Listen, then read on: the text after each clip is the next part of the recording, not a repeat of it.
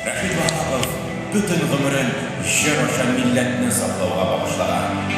Хәзер бу эшне җырчы исемендәге фестиваль дәвам итә.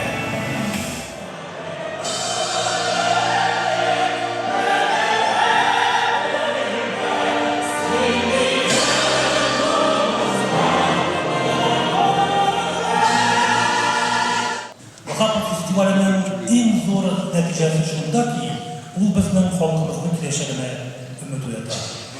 Менә быел да безнең конкурска килгән яшьләрнең саны тагын да артты. Әйтик, безнең 2015 елда 95 кеше конкурска килсә, быел исә 157.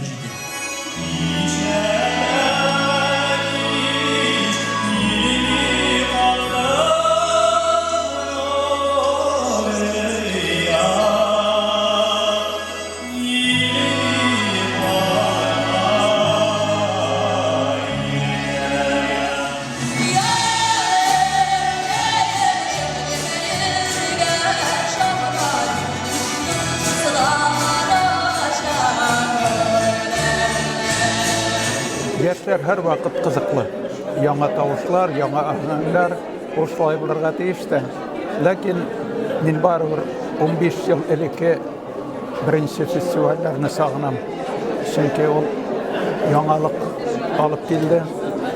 Ул гомумән Рифатның менә шушы иң игелекле эшләренең берсе ул әлбәттә онытылып бетә язган бөек Рәшит Вахаповны яңадан халыкка җиткерде.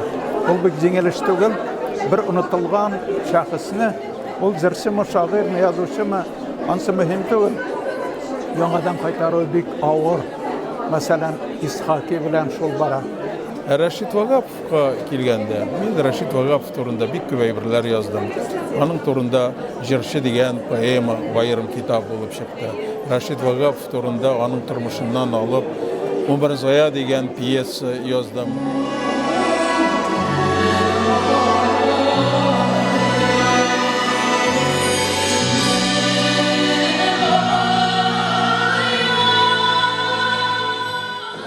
Телне гаилә, балалар бакчасы, мәктәп һәм мәктәп татар мәктәпләре.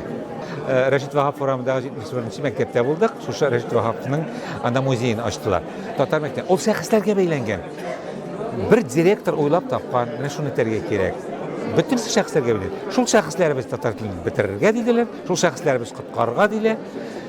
Кем нинди шәхес кулында каласың? Ул чиракта без Рәшит Вахапов тавышына, Рәшит Вахапов репертуарына, аның җырына, Рәшит Вахапов фамилиясе артына ияреп, аны шыкланып, телне сакларга тырышабыз.